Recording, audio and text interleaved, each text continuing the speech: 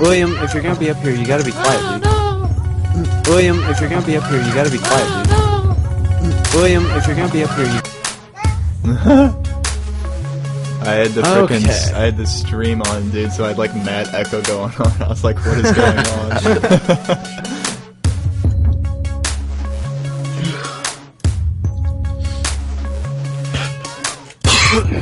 William, hey! Shut up or I'm putting you in the cage. I will put you in the fucking cage. Put me in the cage. Right? I like the cage. Well, you can join him. That doesn't sound like it would end very well. He's 2 years old. Have fun. I would lose that fight in a heartbeat. Yeah.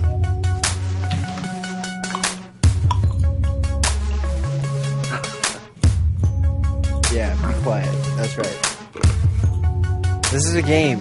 It's called Be Quiet. Yeah, that's right. Fuck that game. That's a horrible game. It works. Yeah, Seriously. It works. What are we in fucking Cambodia? Fuck that game. Hey, it keeps him busy. It keeps me without. Only Cambodians play Be Quiet. I don't know. God, I was picking a place that had genocide, so you know. Rwanda. Or what? Wow, it's terrible. Okay, now I gotta figure out. God, I haven't used this shit in forever. Don't hear me. I'm taking a piss. Alright, I'm rendering the video now. Cool story, bro.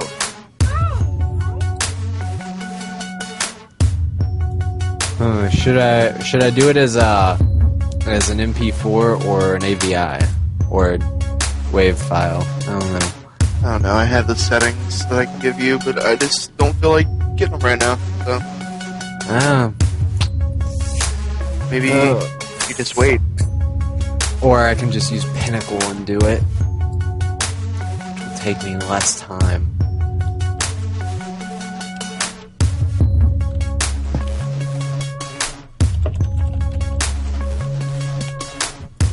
Go to desktop.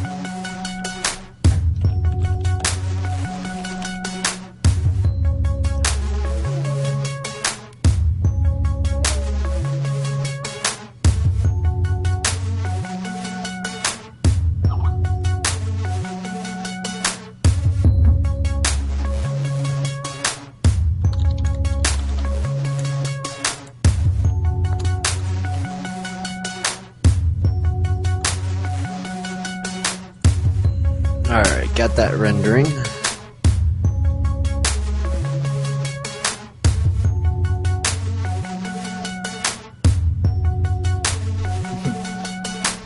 The barbaric truth. Yeah, feel bad for me, bro. Show. Straight up, dude. Nobody loves me. I deserve my chance.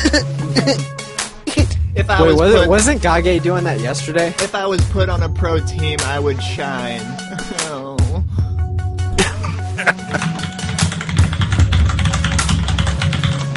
Holy hell, Dr. Damn. Sorry. Doing some mad my typing God. over there. Christ. Been hard as fuck with the AIDS comment. Jesus Christ. It's not my fault. It's a mechanical keyboard. Damn, I have a mechanical keyboard too, but it doesn't sound like that. Oh my, It's like, mic is really I type with purpose. Leave me alone. That's a lot of fucking purpose. What can I say? type of conviction, okay? Yeah. Oh, we got Golden Grips in the chat.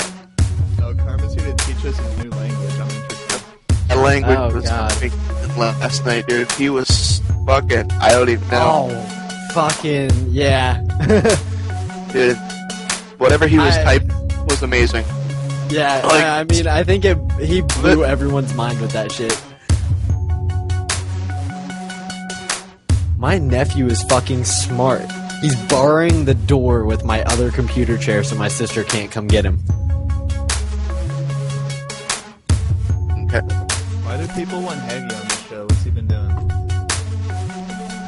I don't know how you haven't been on in a while though. And Karma did have that whole YouTube video. Yeah, that YouTube video was funny as shit. What was it? Haggy is a bitch.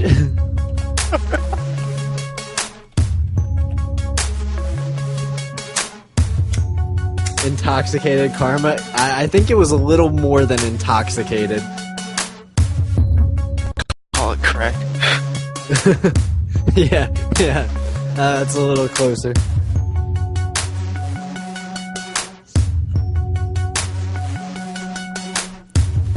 Yeah, this thing's only 46%. Man, come on. Hurry up. What the hell are you doing, child? Alright, I shall return. Need to take my nephew downstairs now, since he's trying to knock my piano off the stand. Just hit him. I can't. It's not my child. That If it was my child, that I never would stopped have, like, anybody. Okay, it does stop me because I am better than that. I have more respect than that. But if it was my child, I'd have a Nerf gun and I'd be shooting him right now. Or a water bottle and spray him, you know? He's not that good. Hey, it works. What a stupid comment. You go do what you had to do. Walk away and I'll be shit. back.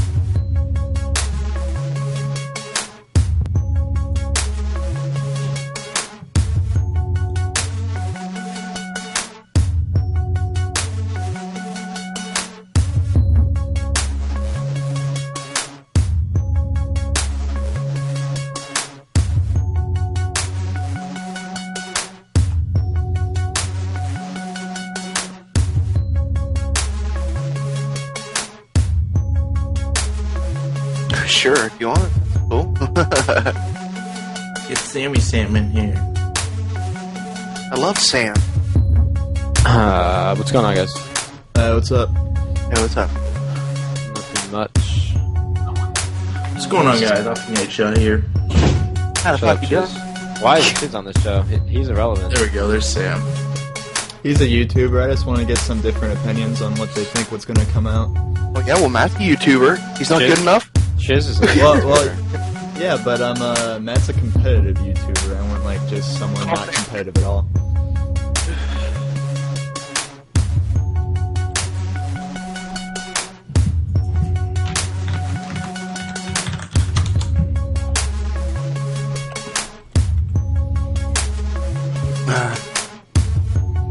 Oh, there's some interesting questions up on the forum.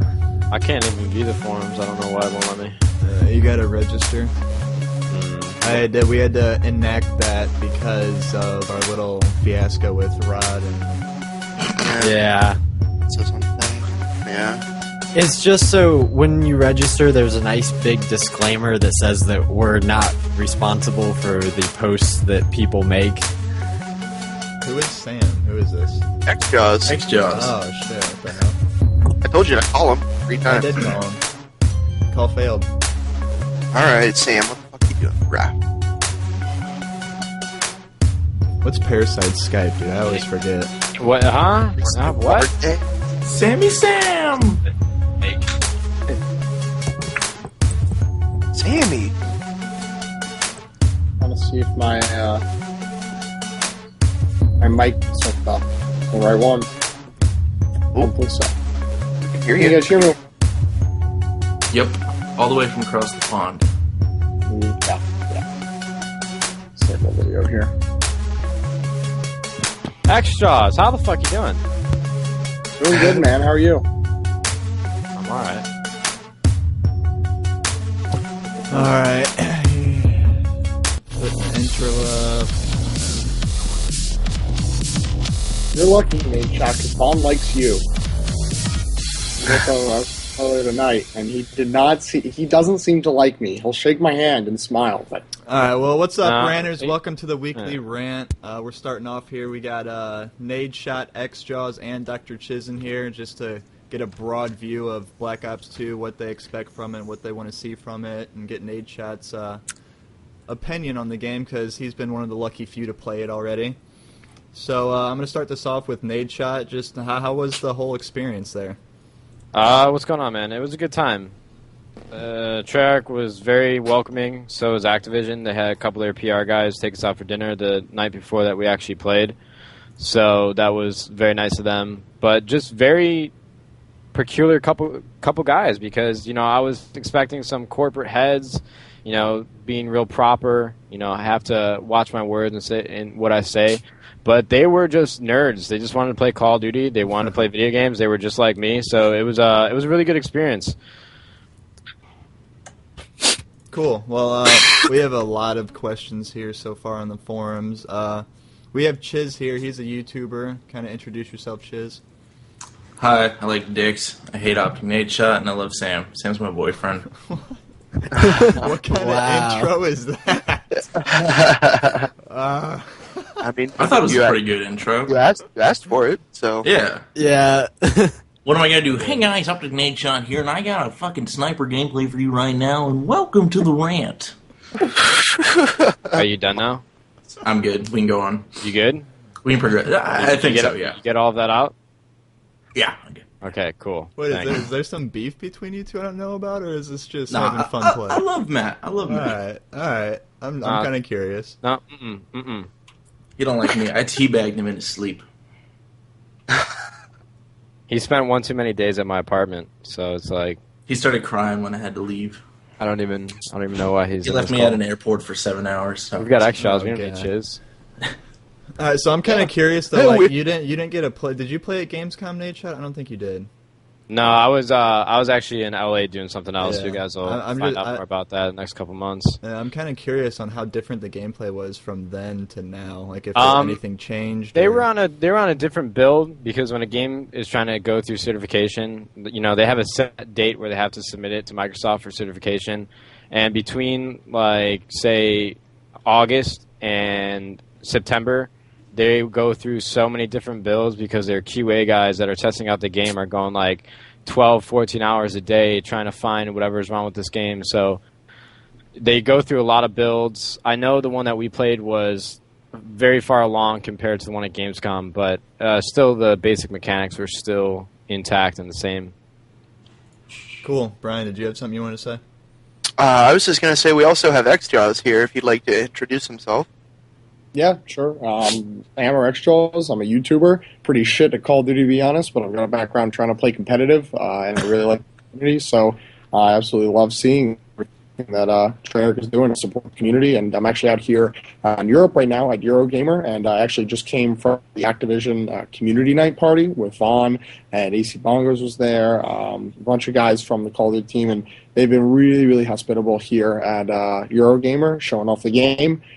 Doing some really fun stuff. Vaughn actually walked up to OpTic Moppy today, and by the way, my voice is gone because I was at parties the past couple of nights just yelling. I apologize, but Vaughn walked up to OpTic Moppy, who's a sniper on OpTic, and said, "Hey, be sure to let me know what you think about the sniper. Use that, nothing else, and maybe I'll make some tunes based on what you tell me, or not tunes, but make some alterations to the game." He was 100% serious too, as he said it. He didn't have a smile on his face, or he wasn't joking, and he got her in for a bunch of games. It's just really cool seeing the way they, treat the community. Absolutely, I think it's great that we're finally getting the attention that we need for a competitive side, at least. Mm-hmm. Yeah. A lot of it is, I think, going to be Activision trying to make a corporate, move into the competitive, scene, and how they're going to do that is going to really, dictate whether or not they end up helping the community a lot or not. I think at the end of the day, a lot of it came from Treyarch's end. Vaughn, showing up to the Revelations Land in LA, where I think NaDeShoT, were you at the Revelations Land? Was I what? I'm sorry. I don't know if you were at the Revelations Land, but I know Paul was there. No, I wasn't at that one. Hutch was there, a bunch of guys, and Vaughn got to meet a bunch of them and talk to them about the game. It's really, really cool the way they are going about it. But yeah, I think at the end of the day, we're soon going to see Activision take some big moves to maybe start their own league or align with a league out there right now. And I don't think they are looking to align with MLG. There hasn't been much, cooperation with them that I know of. It seems like it's been a lot of stuff with Twitch, and Twitch is competitive, obviously. I don't know. We'll see what they do. Only time can show it. All right. Before I get into the questions, I do want to say that I'm going to post a link to the forum post, our thread, in here. If you want your question asked, please go post it there, because otherwise I'll probably miss it in the Twitch chat and it won't get answered. So if you want something answered, go post it there, and that guarantees that it will get asked. The first question I wanted to ask, it was actually the first one posted on our forums that I think is pretty good, and all you guys could kind of give your input on this and what you think about it. But do you think with this game, will the esports community grow with this game, or is it simply a good try from the developer and it will just fail because of the attitude that this community has? I'll take that one first, just because I'm pretty passionate about what this game is going to do for esports. But the big concern for me is viewership. You know, we need to bring in more viewers. That's the only way that this game is going to continue to be considered a competitive title in the eyes of the esports community, not only PC but on console as well. Like, just a lot of the competitive players don't understand that, and they just think that it's always going to be there, it's always going to be something that's supported, but that's not the case. We need to have viewers. Who's going to sponsor a Call of Duty tournament that's bringing in 2,000 concurrent viewers through the whole weekend when you have Dota 2 pulling in 500,000 concurrent viewers in one stream? So it's really, they gave us the tools as a competitive title to be successful, but it's really going to depend on the players trying to spread the word about the game. Developer support would be nice. League of Legends has the ability to have Riot as their publisher and their main developer, so they have regionals, nationals, they have all these tournaments supported by Riot and put on by Riot. It'd be awesome to see something like that from Activision. I don't know how likely that would be, just because they have Call of Duty Elite and they have their own way of doing things, but it's kind of up in the air for me right now, because I know the game's going to be good. I know the game plays well. I have my fingers crossed that, things align correctly and we find success for competitive Call of Duty in 2013, or in my opinion, if we don't find success, it's going to be one and done, and I don't know how much further we would stick around. Yeah, I think this is kind of it's the last draw with this game right now. Like, if this doesn't work out, I think COD is just going to taper off, at least competitively, not publicly, because it will always be huge publicly. But XJaws, what do you think? You think it'll help? Think it'll grow us? You think we'll just kind of, I don't know, stay the same? I definitely think it's going to grow the community. I think that putting on high production quality, live streams for these events that I'm sure they're going to do with the whole podcasting feature and whatnot, I think that helps grow our community. The fact that anyone is going to be able to live stream, even with video as well, using an Xbox Live camera connected to their Xbox from their console. That's going to be absolutely incredible. They haven't announced yet a cooperation with Twitch, but I don't have any information that you guys don't. All I can tell you is that I saw that Ernest Lee was invited to go to the offices. Gamescom was streamed on Treyarch's Twitch. It appears that they're going to be working with Twitch for the actual game. We'll see. We'll wait and see. But honestly, something like operation like that is going to be incredible, and it can only grow the community. As far as Call of Duty tapering off, I think Call of Duty may only have a lifespan of around 3 or 4 more years before it drops down to below 10 or 5 million copies sold each year, because I have not seen real innovation with this game since Call of Duty 4. Modern Warfare 2, a little bit, but what I'm really excited for is the game that Respawn Studios will put out with Adam Zampella, or Vince Zampella, and Adam West, maybe? I can't remember.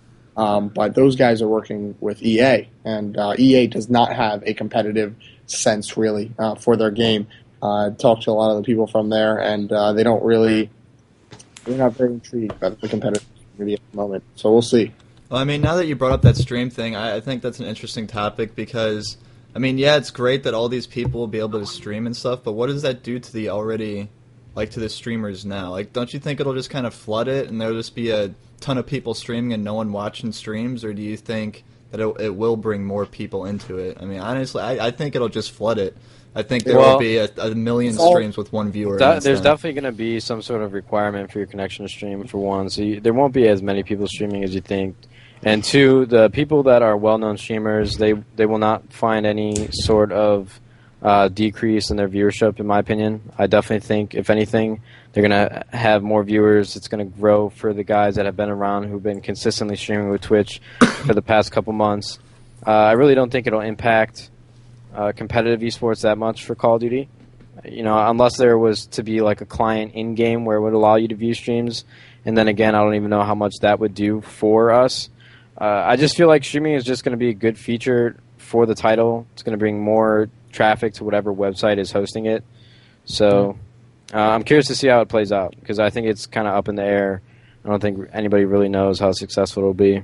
Wait. All right, go ahead, Extras. All right, I was just going to say, if you think about it, out of the 35 people who play Call of Duty, how many of them know what Twitch is, know the fact that there are people out there streaming the game, playing YouTube? Probably about 5%, maybe 10%, if you will. Yeah. And if these people see it as a feature in the game, how many people is that going to instigate to then go online and say, hey, who are these people? It's gonna maybe double the size of the community. It's going to be insane. And if it is with Twitch, it's going to blow Twitch up. I mean, they just received $15 million to make themselves YouTube of gaming, as they called them, or the article that I read was talking about. I don't know. Well, I think it'll be for them. And before we go on, Extras, like you're really cutting in and out, sort of. So I don't know if you're on a phone or something, probably. So. No, I'm in the UK. I think the quality's pretty bad, but thanks for having me on. I do appreciate it. Yeah, I mean, you can still stay in here. We can still hear you pretty. I mean, it's not that bad, but I'm just saying that you are cutting in and out. And Chiz, I know you are you're a streamer. You've been on a 6-month hiatus here, but do you like this new streaming idea from Treyarch? I mean, it's cool. I kind of made a big stink about it when it came out because I didn't think it was a big deal, and everyone thinks it is. And it's like I pointed out the thing NaDeShoT just said, like, to stream you're gonna have some decent connection, and the average, the kids that are buying this game do not even have probably a 1 meg upload. So they're not going to even be in that demographic that can stream. I mean, really, I think the only people it helps, it helps everyone nonetheless. Like, you'll get one viewer in there. That's one viewer you obviously didn't have before. And it's going to help the people that already sustain now. But it's going to help whatever site it's being hosted on. Like, that's just traffic they're going to get and ad revenue and whatnot. So they're the real ones that are winning here. I just don't see the big deal in it. It's a cool addition, don't get me wrong, but I don't think the average gamer wants to go out there and stream their gameplay. If they did, I think they would do it now. Like, they would find a way to save up and do that. All right. Well, let me take a question from the forums here. This is direct towards NaDeShoT since he's played the game. Did they do a decent job balancing the weapons out? And I mean, what will we see? Will we still see a total domination by 1 or 2 guns, or will there be a more diverse? No, they did a good job, just because with the new pick-10 system, it was kind of a hit or miss for that with me. I wasn't sure coming into it what to expect. But the fact that they have the pick-10 system, they did a very good job of making sure everything has a check and a balance. Every weapon, equipment, or score streak has a equal counter, which will make sure that nothing is too overpowered. The guns that I saw that I used and what I saw weren't too overpowered compared to the others. I definitely think there was a clear advantage using, like, say, the Scorpion or the MSMC compared to the other SMGs. And with the assault rifle, I was definitely radiating towards the Type 25. But I definitely think there's going to be a lot of diversity. I know that at the beginning of Modern Warfare 3, we all thought the same thing, so I can never be too sure. But for the most part, I definitely think everything was pretty balanced. What about the Scorpion? Scorpion was badass, dude. That's what I'm saying, because its fire rate was amazing. Its damage was just as good. Hi. That was when he was talking. What's up, dude? Screw Continue, you, Ernest. NaDeShoT. I'm talking. Don't interrupt me again, or I'll take your soul. But what I was saying, Asians don't have souls. I thought the MSMC was going to be the best gun going into it because I saw everybody using it at Gamescom, like Rambo, Twiz, and all of them. But I'm not sure if the Scorpion was unlocked because I definitely thought that the Scorpion was the best SMG. And Ernest Ree can confirm that, I would imagine. What's up? What are we talking about? We're talking about guns and the balance of the guns. Just in general, or like just in general. These or what? No, every single gun. Are they balanced? Well, I think most of the guns are pretty good. I think there's always, whatever game you play, there's always going to be those guns that are going to stick out. And I think as it stands, MSMC and the Scorpion. I think the Scorpion's probably the best SMG right now. High rate of fire, high clip, or large clip. Yeah. Yeah, I mean, because a lot of people are just curious because, you know, in Black Ops 2, or not Black Ops 1, Modern Warfare 3, Modern Warfare 2, there was always those, like, select few guns that you would always see in a competitive format. And we're just wondering for Black Ops 2 will we see, like, 5 to 10 different guns being used by these teams, or will we still see the same 1 to 2 guns just constantly being used? Oh, you go ahead. I would assume, probably 3 to 5, but I would honestly, and you know, I've watched competitive, I don't play competitive, but I could see a lot of the guys saying, you know what, we should probably ban laser.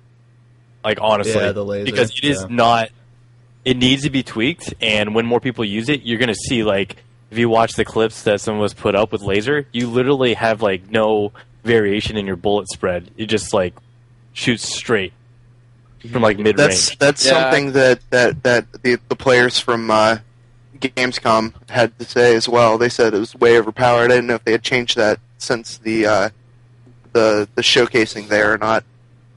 It still seemed pretty... Yeah, I agree with Ernie. I was pretty skeptical about the laser sight because it was basically taking steady aim as a perk and making an attachment. And using the Pick 10 system, I think laser sight is going to be something that everybody uses in the competitive scene. Do I think it needs to be banned? I'm not sure, because from the maps that we played, there was a lot of long-sighted hallways and long-sighted areas on the map, and then there was a lot of close quarters. So I definitely think the SMGs are definitely going to be at an advantage or disadvantage, in my opinion. So that's why I'm kind of on the fence about laser sight being banned. I know that it's not even in talks right now, and it's not even relevant, but I think laser sight is a good advantage for the SMG. I don't think you'll see too many people using it on the assault rifles just because, you know, a lot of the assault rifle players will probably be using like fast mags and a reflex sight. But you might see them wildcard it and then add a laser sight as well. So it's definitely going to be something that we'll find out in the future if it's too overpowered or not. Or if they just remove the wild card. You guys played it more, so like NaDeShoT, what would you say if you remove the wild cards from being used for attachments? Then people couldn't use the laser sight, quick draw, and the red dot sight. Yeah, but banning a wild card would... I don't agree with that, or banning wild cards. Maybe ban the wild card for the primary weapon, but I definitely don't think that's a route we should take. Just because we're trying to get the game to be as close as out of the box as possible for a competitive rule set, so more people will want to play it. I think banning a wild card would kind of shit on the entire concept that Treyarch came up with making the Pick 10 system. That's just my opinion. I don't think that's something that I would want to see at the beginning of the game, unless it gets to a point where, you know, we have millions and millions of people playing this game, and within like a week, somebody finds something that's way too overpowered or something that the QA guys missed on Treyarch's team or Activision's team. So we're just gonna have to wait and see. It's got to play itself out. All right. Well, while we're on this, like, the gun topic and perks and attachments, I mean, just like what were the favorite perks that you chose when you played the game? Who, me? You or Ernestly, you both played it, so we're kind of curious to see what perks suited your play style and how everything worked out. The perk 3 slot is going to be the biggest one that's going to be wildcarded because it has dexterity, which allows you to climb up walls faster and mantle things quicker. And then it also has dead silence, which obviously, you know, silences your footsteps. And then it also has awareness, which increases the sound that people make when they're walking or mantling. So I definitely think that's going to be something that people will want to wildcard. Then again, I'm not sure if competitive rule sets will be banning perks, so like I said, we're just going to have to wait and see about that one. Perk 2 didn't seem as prevalent to be needed to have a wild card. And Perk 1, I would only wild card if I was using if I was in public matches. Because the Perk 1 slot has lightweight and it has ghost, which would basically block you from UAVs, so... It's going to be up in the air as to what kind of play you are and what kind of perks that you're going to use. But Ernie could touch on that as well. He knows a lot about it too. Yeah, I think it depends if we're talking about competitive or public matches. I think in public matches, if you're playing like a objective-based game, obviously flak jacket is going to be running the most, and you're going to have those dudes who are going to run Ghost to hopefully try and do something, get a high crazy score or streak, but they're going to find that, they might get a high kill count, but you literally can, if you cap a hard point and you get a kill, that's like 350 to 400 points.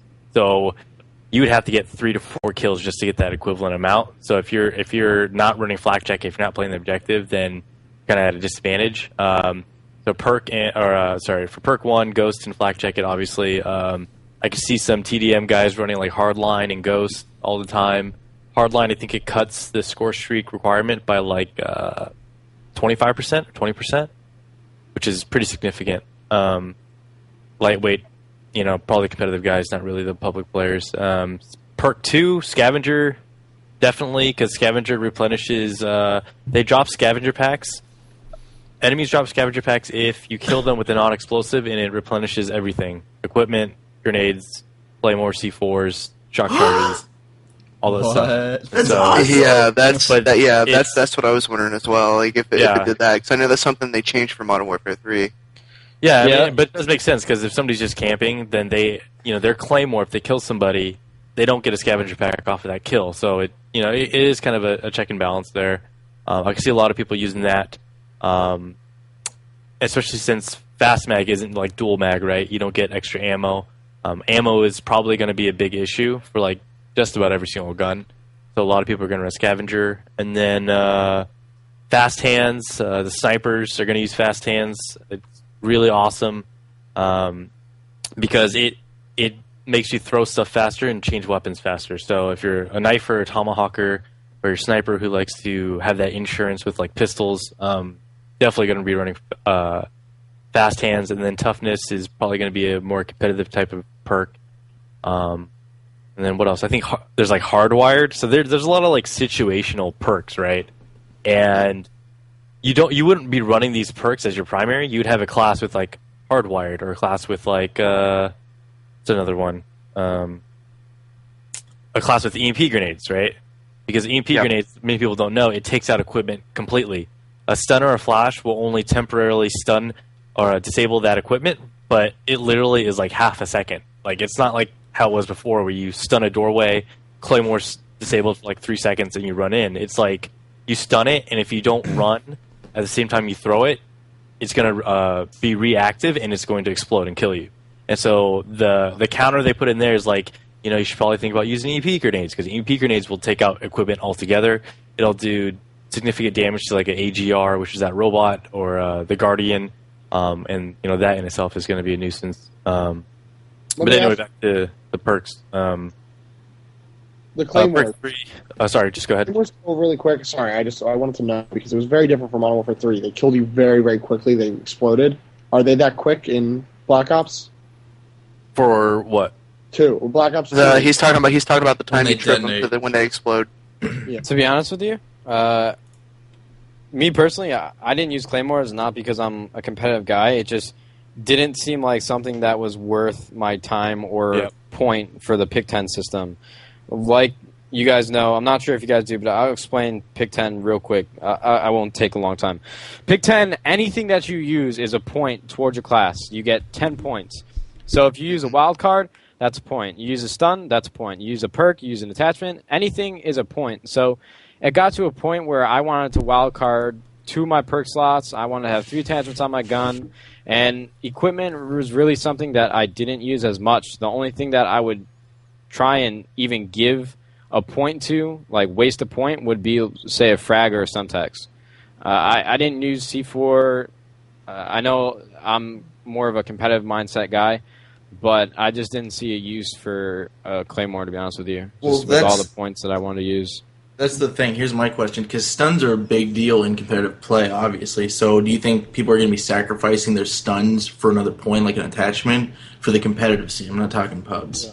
And, or do you think they'll still keep stuns? And that's the reason why I think there's going to be roles again. Modern Warfare 3 and Black Ops, there really weren't roles because Black Ops you had the FAMAS, and everybody's perk setup was usually the same. And then in Modern Warfare 3, you obviously had PP90 and ACR, and the PP90 guys or anybody that was really running an SMG was probably going for flags. But the class setups are going to be so diverse with this pick 10 system that I think you're going to be seeing a lot of people basing their classes off of what his teammates are using. And that's why I do think this game will have class-specific roles for their team. So it's really going to be a lot of testing to see which works the best. But like I said for the 1,000th time, I really have to see how it plays out and what turns out to be the best setup for people and how they play. Yeah. All right. Cool. Well, So I actually have a question. With the change up of how the kill streaks were rewarded, or score streaks, whatever they're called now, do you think there's a possibility that some of them could be incorporated into competitive play?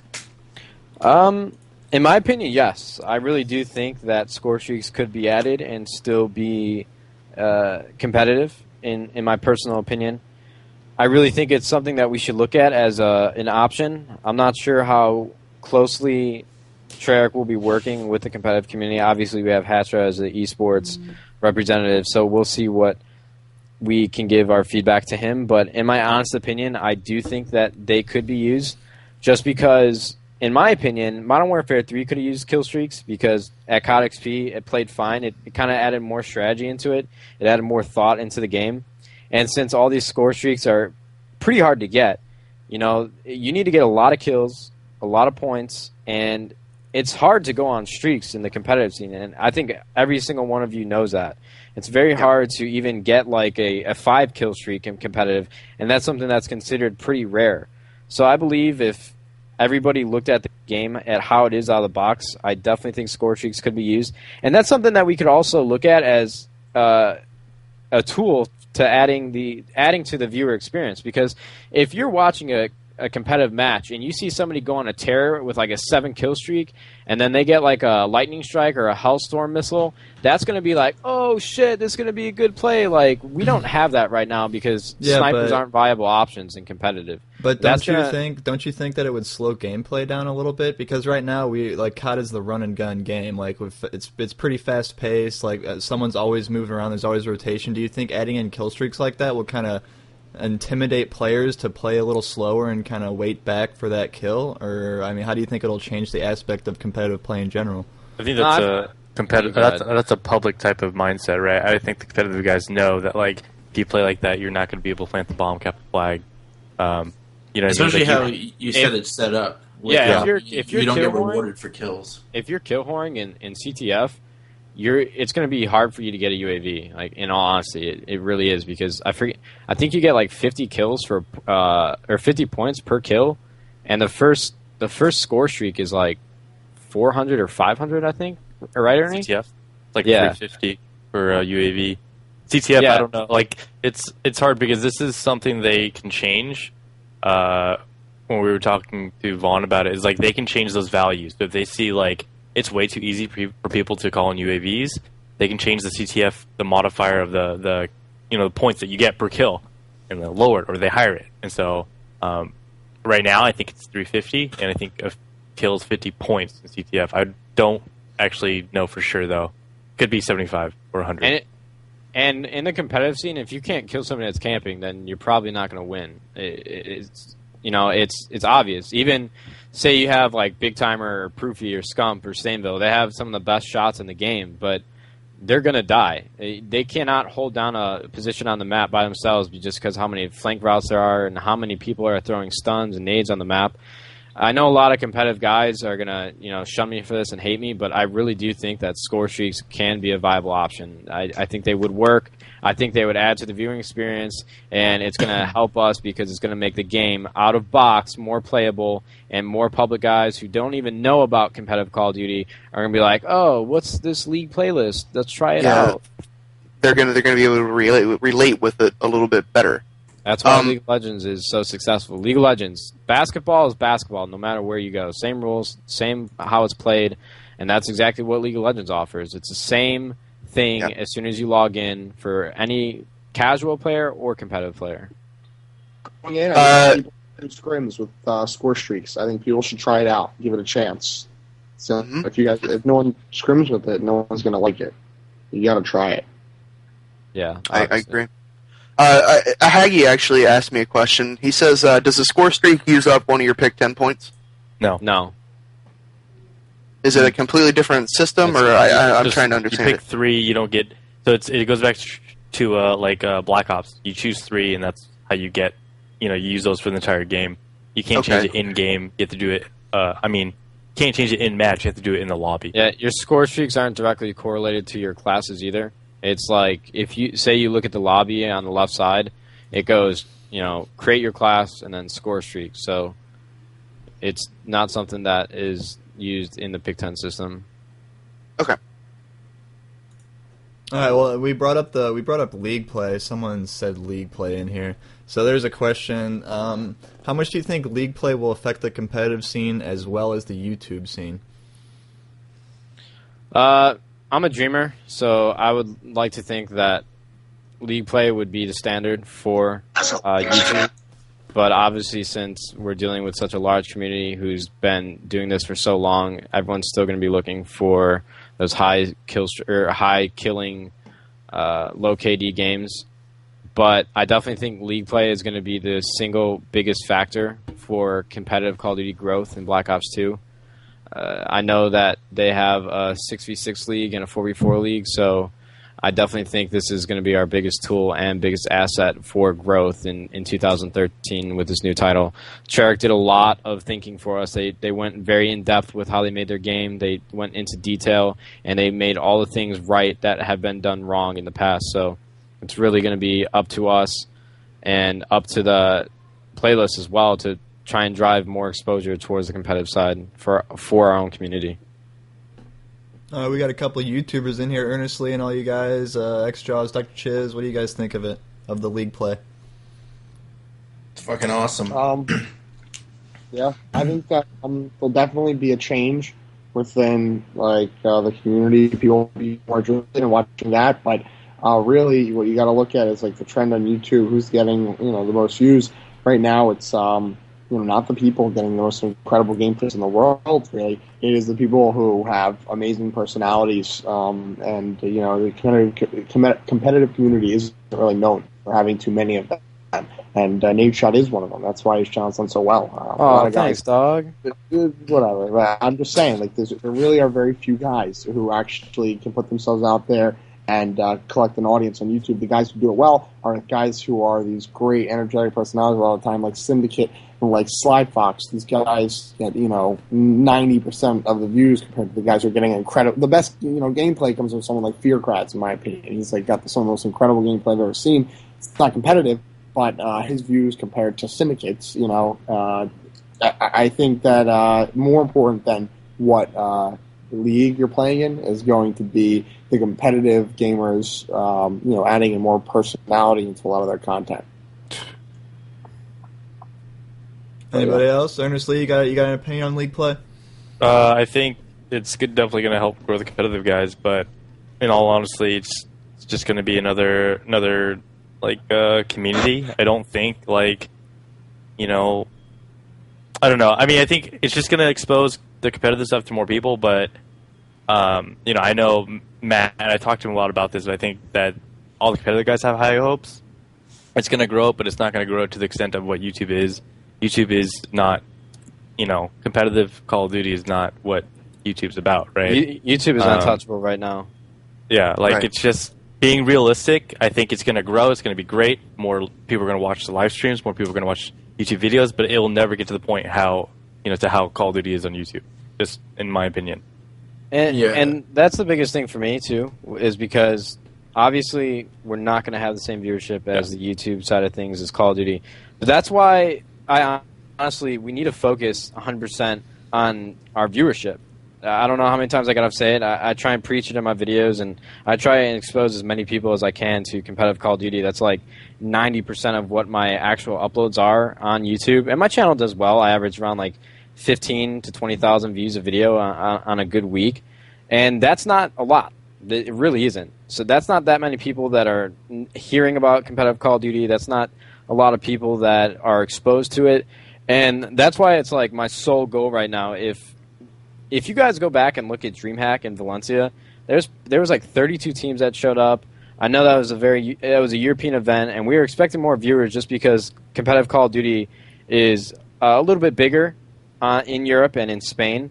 But my sole goal is to hype EGL 8 up as so much so that we can at least hit 8 to 10,000 concurrent viewers, because we need to start seeing some growth. We really do. It's getting to that panic point. Black Ops 2 is going to be very good for us, but there's only so much that's going to do. We need to start now. We need to start our social media campaign to really get our community out there, because when you have Counter-Strike Go on PC, something that's really the PC guys really weren't into at first, but their tournament, I think, hit 10,000 concurrent or 15,000 concurrent, and we don't even stack up against that. It's not even a contest. So if we want to be the premier first-person shooter for any league, such as like IPL, MLG, or any kind of European or international event, we need viewers. It's plain and simple. I say it so much, and I know it probably gets annoying, but it's the truth. We're going to die out if we don't. So that's why I challenge all 400 of you to really kind of pimp out this EGL8 stream. We need viewers. That's all I can say. Yeah, and actually to chime in again, I think live streaming the competitive scene is going to blow up way more, because I don't think watching a VOD on competitive play is exciting, because one, most of the time it's not live. It's not a live, like a live commentary, right? It's not live footage. Most of the time it's a commentary over a competitive, gameplay, and that's boring. To me, that's boring. But I think live, that's going to be awesome to watch, right? Like, people are going to be watching those streams because those matches are going to be interesting. But I don't think you can translate that to YouTube in a VOD format, right? No, that's totally what I was thinking. YouTube is just, honestly, that's the case. YouTube is not the right platform for competitive, pretty much any game. There's exceptions to the rule, but competitive and I'll Call of give Duty a especially. really good example, right? You ask any League of Legends guys and most of the StarCraft guys who they watch on YouTube for their respective games, they won't say anybody that's on YouTube. All the content for League of Legends that's on YouTube is not competitive. It's junk, like FAQ, like new champion, like, and they hate it. They absolutely hate it. So I think that's going to be the same thing with Call of Duty, right? The competitive guys are going to have a blast live streaming and getting viewers that way, but transitioning into VODs and YouTube, it's just not going to work. I disagree with you guys. I think that you're right about the part that right now it's not the place to go, but that's just because there's no one out there putting high production value, videos on YouTube covering these events, covering what's going on, as the fact that everyone owns their own distribution, and the only people who are doing it are live streaming. I think that if Treyarch starts putting on really cool events, tournaments, sure, the streams will do amazing. But imagine if you did, real coverage, like real high production quality coverage of those same events, and put it up on YouTube. It'll get far more. But would that be a live VOD, or would that be? You see what I'm saying? Like, that's the thing. To live. Let me ask you guys a serious question. Would you want to watch Game 1 of the NBA Finals? Oh, don't do it. You fucking. I was going to use an an have example. A recorded episode like the Lakers versus the Heat? And then somebody's talking over about how it's hosted by TNT, highest production value that you could have. Would you want to watch that 3 days after it already happened live? Let me put it. And that's why I think live streaming has done so well in the past couple of years, and it's literally grown exponentially because people want to watch competition live. People want to watch League of Legends live. People want to watch StarCraft live. They don't want to watch a VOD that happened 2 days ago. And I really don't think production value is something that is looked upon for sponsors, in my opinion. If they see a high production stream and they see it done well, they're like, oh, maybe I want to step into these waters and see how it goes. But either way, stream numbers are going to come from matches. People aren't tuning into a stream to get production value, in my opinion. Obviously, this could be wrong. You guys could have a totally different belief on this. But the matchups are what it's going to be. Flash versus Idra happened the other day. And I don't even watch StarCraft. I don't follow it. I wanted to watch Flash versus Idra so badly because I know Flash is like a legend on StarCraft Brood War, and he has ridiculous amounts of clicks per second or whatever, and he's just one of the best. And Idra has been this guy who's had this huge personality because of how outspoken he is and how controversial of a player he is. And I clicked on that link, couldn't watch it because it's pay-per-view. That's another story in itself. But I wanted to watch it because it was live, because it was going on right now. I clicked on that link because I was excited to be a part of the experience and be a part of the match. And that's why I think live streaming, like Ernie said, is going to be the platform for competitive gaming to grow its biggest. YouTube VODs for competitive matches just aren't really relevant, just like Ernie said, in my opinion. Any rebuttal for that, Sam? No, I just think that there's a far larger audience on YouTube, and I just think that it'll be a slow transition. If they can have great VOD content, I think it'll get double the views that the streams will. I mean, you just think about like how many people record a game, an NFL game, and then watch it later on DVR or whatever. I just think it'll be that exact same concept. If we can't make it to watch an event live, YouTube is far easier and it's free. Everyone can use it to watch, that game a little bit later. But everyone will want to watch the championship games and the really important ones live. I just don't think YouTube should be as quickly discounted. I am not at all saying that it is better. Well, I mean, Twitch has that. If you really if you miss something, you can go back and watch the VOD. Yeah, but Twitch isn't a VOD service, and I've talked to Ernie about this hundreds and thousands of times. No matter what, Twitch is a live streaming platform. They aren't. I mean, I shouldn't be talking about this. Ernie can talk about that. That's his. Huh? That's his realm. What are we talking about? It's like Talking about Twitch. DrChiz was saying that Twitch, like, if you really want to go back, you can watch the VOD, and it's something that it has. And I mean, you could, but the whole purpose is like, I think the issue, like the discussion here is like, you guys are trying to like translate a VOD service and that content to live content, and what is played and shown on a stream, right? It's not the same. 5,000 viewers live streaming is probably far more, and I might be blowing smoke out of my ass, than like 200 to 500,000 views on YouTube. Like, if you have a stream with 5,000 live people watching a competitive game, that's huge. You go on YouTube and you look at a video that's 200,000 views, so many people do that.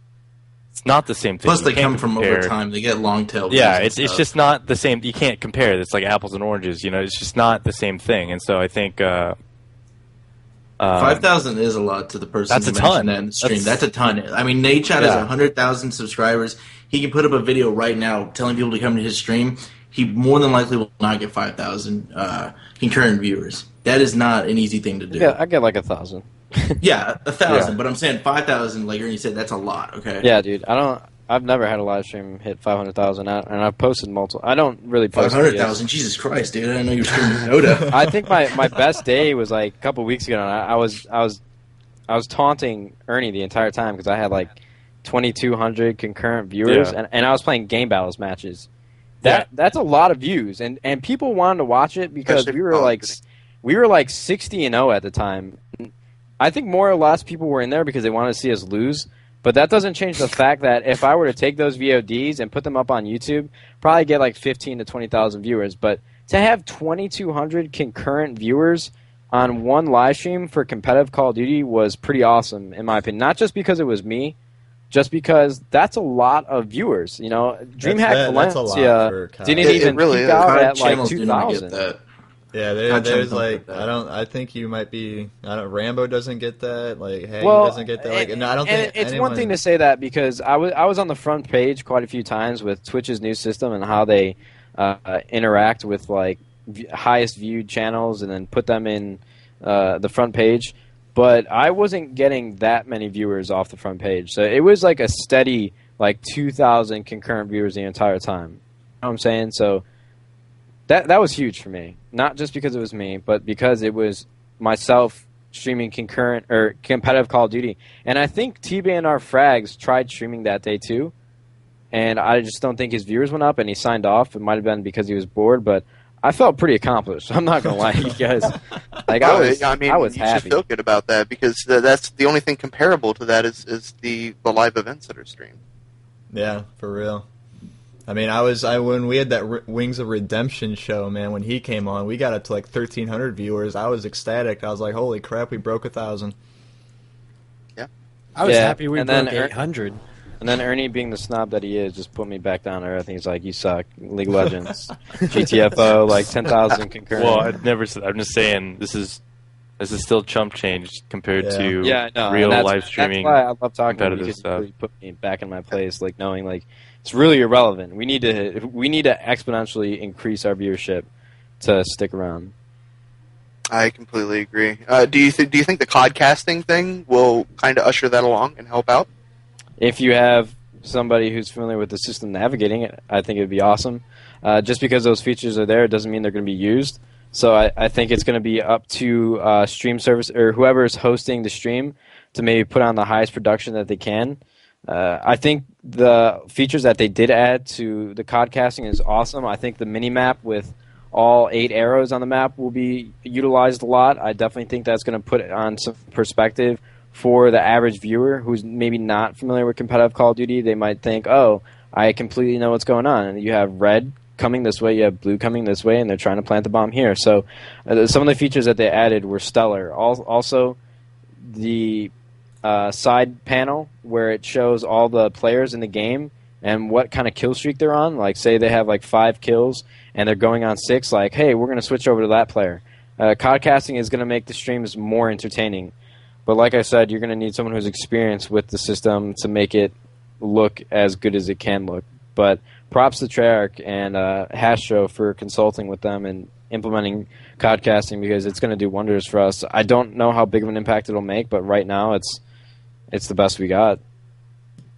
Yeah. I want to go back to league play. I don't know if Treyarch's told any of you guys about this or what they're going to do with it, but as far as the rule settings will go for the 4v4 league play and stuff like that, is there any plans towards how they're going to make those rules, or who they're going to consult on the rules, or what they're even going to do with them? No idea. No idea. They have it. All we know is they have a 6v6 league and a 4v4 league. That's really all I know about it. I'm not sure if Sam found out more at Eurogamer, but that's all me and Ernie know right now. Well, because I know Halo had the MLG playlist, it said MLG on it, and that formed some awareness to competitive Halo. And I'm just wondering, Treyarch's doing great with this league play and stuff, but are they actually going to do something to create more awareness to the competitive scene other than just a league play? I would think that's entirely up to the community, right? Because they put the tools in place. It's up for these leagues, MLG, if it's IPL, EGL, whoever steps up to the plate, they'll probably adopt whatever is used the most, just like MLG did. But as of right now, I don't really know. I don't think Matt knows either. Right, any of that information. And it's like Sam said, if you want something in there or taken out, then scrim with it and start showing that off and whatnot. You start handicapping yourself from the get-go, more than likely those things will be adopted into whatever rule set they pick for that playlist. Yeah. Well, I just know it would help create more awareness, because if you put on the front page of the playlist area MLG, it'll be new. 90% of the pub guys out there don't even know what MLG is, and if they see something on the playlist area where it says MLG or anything, it doesn't have to be MLG, just anything pertaining to a big Call of Duty event, that would it would be interesting to the people, because they'd be like, what is this? And then they'd click on it and they'd play, and then it'd just introduce them to our community, to our form of gameplay. Yeah, and I think also it's again, it does depend on the community and the leagues, because you have to understand from their standpoint, they can't go in and put these rules in place, because that's basically them saying, this is clearly cheap. This is clearly not balanced for competitive guys. This is clearly not what they should be using. And I think that from their point of view, they definitely shouldn't be making that, those rules up. That's entirely up to you guys, these leagues, the competitive guys. Anybody else have anything they want to say about that? I just want to... What do you think about that? Do you think there should be? All right, Chiz, go on. No, I just want to make sure there's some confusion in the chat. You're talking about MLG and League Play. League Play is just, as far as I know, is the same as, I'm going to call it normal pub star play, but that there's a ranking system, and that's how it differentiates. It's not like they're hindering rules, are they? They have restrictions, but They we don't do. know what. Oh, okay. So obviously a 4v4, I would think a 4v4 competitive league match would not have score streaks. That's what I would think, because it would just be 2 teams in whatever game type, sitting there. Right. 2 flags just sitting there, right? So I don't know. I mean, that's just my opinion. I don't really know what they're planning to do. it would just make sense if it was like that. Either way, League play is going to be ginormous, gigantic, whatever word you want to use, because those icons are badass. Like, we sat in on a presentation, and they showed us all the icons that you get, and they look so sick. I don't know if you guys played Halo 2, but back when I was like 14 years old, or 13 years old, I got Halo 2 for my birthday, and I played it. And when I got to like a level 35 or level 37 and like a level 40 or 31, whenever they changed the icons on my rank and having that sitting next to my name, that is what hooked me to be a competitive video game player. And these icons are actually going to be on your player card now too. So whatever prestige you are and whatever league you are, it's going to be on your player card. It's going to be there for everyone to see, like, oh, shit, he's pro level. Like, we need to play with him or we need to play against him. Or, oh, damn, I need that icon next to my name. It's going to add a lot of motivation to be a better Call of Duty player. So what we're also going to see is a lot more of those old school, yo, give me $20, I'll get you your 50 in Halo 3 type of scenarios. Yeah, I'm actually starting up a service on my website where I offer to get you to pro. No, I'm just kidding. Well, then I mean that's great that it's going to give motivation and stuff, but then it kind of puts it on the shoulders of the elite community, so to speak, of Call of Duty to kind of, when they start playing these people and these new people come into the scene on these high level leagues, then it's kind of on your guys' shoulders to make them aware that there is competitive LANs out there that they can attend and show their skills off. Wouldn't you say? I don't know. That doesn't really seem viable to me, because you can't just go in a lobby like, dude, go check out MLG.com. Like, it's not really going to work that way. I think, in my opinion, it's going to be, I think VODs on YouTube and commentators kind of informing people that, hey, this stuff is going on, or maybe you might see some developer support from Treyarch, maybe put up like a pop-up blimp when you sign on to the game, be like, oh, this Call of Duty event's going on, go here to check out the stream. But I definitely don't think you're going to be just like be going into lobbies and be like, yo, MLG.com, go, go, go. Like, it's not going to be that easy. I definitely think it's going to be more or less up to the average player who's just seeking for more competition that might drive them to kind of research what competitive Call of Duty is. It's up in the air. I don't know. I just don't think that's one by one going in lobbies explaining to people. Like, it's not something that's going to be relevant or even viable to do. So I'm sorry, I kind of want to get away from all that. Did they showcase any other maps than they did at Gamescom? Yes. We played Overflow, which is it reminded me a lot of like Stadium from Black Ops. It has it reminded me of like Invasion too, just like how was colored. The way the map is shaped, like it's a triangular spawned map.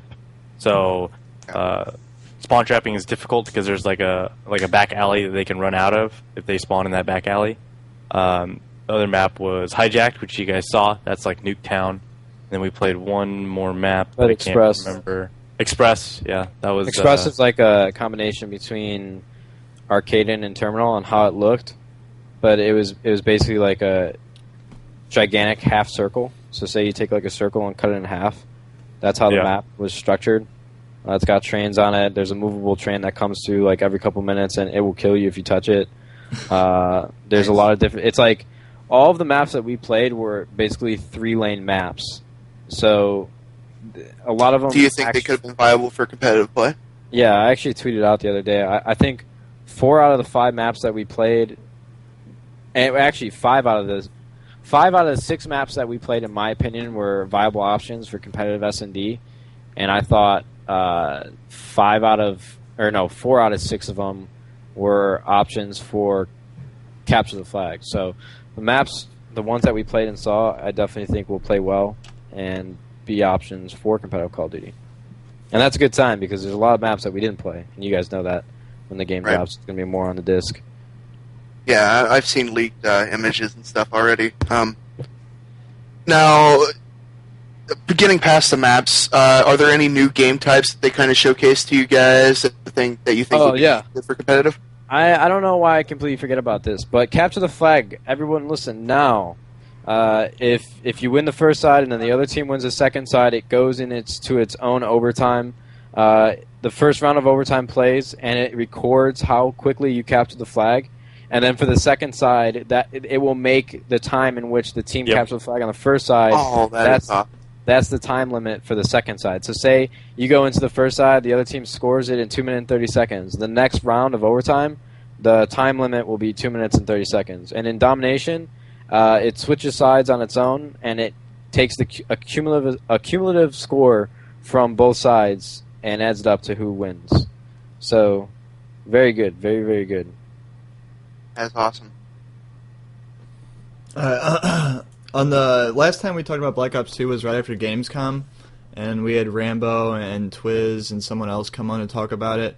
And a big complaint that they had was how the aim assist was, and how like it literally like helped you aim at people through walls and stuff. Like you would get that auto aim stuff going on. Did that change at all? Did they change that at all? Fix it? I mean, did you notice anything different with the auto aim? That's always been in every COD. I think the terrain, like the thickness of something, would matter. Like I didn't really see that. I heard that a lot, right? I did not experience that at all. But I think that will happen anyway on a console Call of Duty game if you're like, you know, behind like some glass or like a really thin wall. It's always happened for me in every other COD I've played, but not through like fucking like planes and like, you know, houses and stuff like that. I mean, that's what they were saying, that they were getting like aim assist through walls and stuff like that at a very long distance, and it was just kind of it was weird. I didn't see that. I don't know. I heard people mentioning it, and I heard them complaining about it while we were playing it. But me, I don't know if it was the way I was playing the game, like my play style, because I was just always sprinting. Like I never stopped sprinting. I'm not a type of player that can sit still and play campy, so I really didn't experience that as much. Auto aim is there, obviously, but there's an option to turn auto aim off as well. But it's not something that I noticed. Obviously, it could be happening, and we just weren't paying attention to it. Like I trust the Gamescom guys that it actually did happen, because you can see Karma in the chat talking about it. But I didn't experience it as much to find it noticeable. Okay, someone else is interested in what the sensor grenade is. Sensor grenade, basically, it's a little bit bigger than a Semtex, but that's not really relevant either. You throw it into a room, and for like the first 3 seconds, if there is anybody in that room, or if the grenade, like the light that comes out of it, touches them, it'll basically, their entire arrow as a player will come up, like if you had a Blackbird in Black Ops. It'll come up for about 3 to 4 seconds, and then after that, it'll be gone. But you'll know like which way they're facing and how many people are in there. That's pretty cool. Yeah, I mean, it was a cool feature. I don't think it was anything too... And I mean, it's a solution. Honestly, competitive guys, like, I don't play competitive, but I can see you guys saying search and destroy, having somebody run sensor grenades. You could just throw it in and be like, oh, we know where he is, right? There they are. That's kind of cheap. Yeah, but wasn't there a perk for that? There was like Ghost and Cold-Blooded. Cold-Blooded. It's Cold-Blooded, yep. Like I said, so different class setups for different people. Alright, there's 2 questions here in this post. Is the join session ability the same as Black Ops or Modern Warfare 3, where Black Ops it was joinable, closed invite only? And I think that's entirely on Xbox's end, right? Like, I don't think that's Modern Warfare 3, Black Ops, Call of Duty 4, World at War, Modern Warfare 2. It's not the game's fault that happens. Well, if I remember correctly, they put in the competitive playlist in Black Ops, and it wasn't joinable, right? Well, to be honest with you, we wouldn't know any of that anyways, because they basically just put us in a lobby. We didn't edit the servers at all, and then they started the game. So we really don't know anything about matchmaking or how host migration works. So it's not a question that we can answer because we don't really know about it. All right. Well, that takes out the second question too. Then. What about knifing?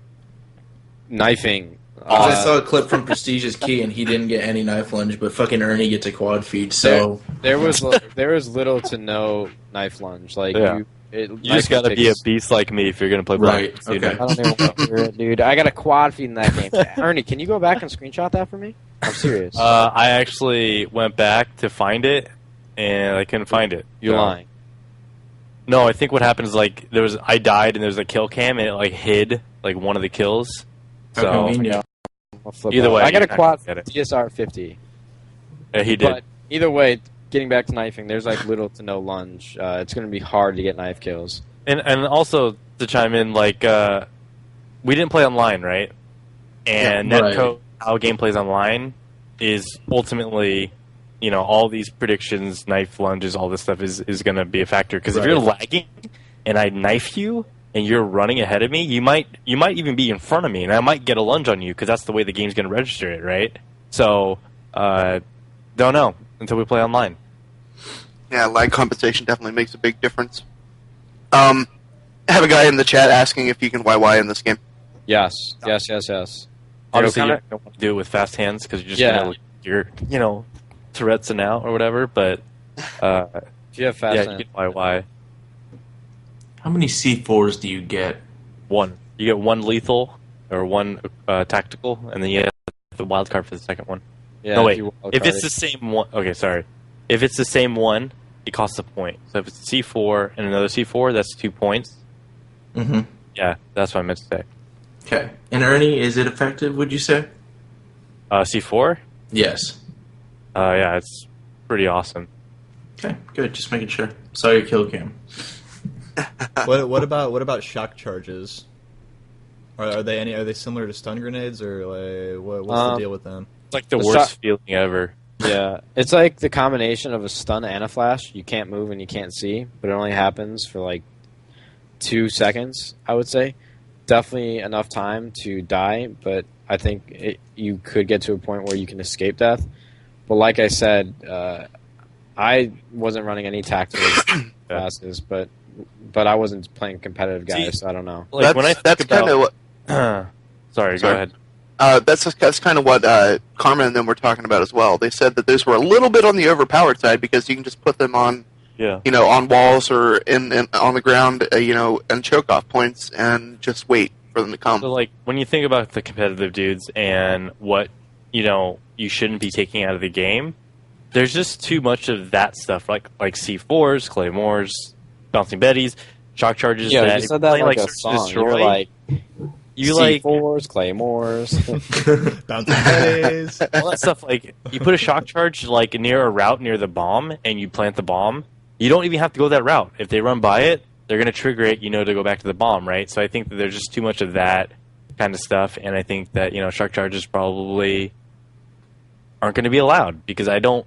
Competitive guys, it's more about gun-on-gun action, not cheesy tactics and equipment and, like, setting up, like, booby traps and all this stuff, So, just my opinion on that.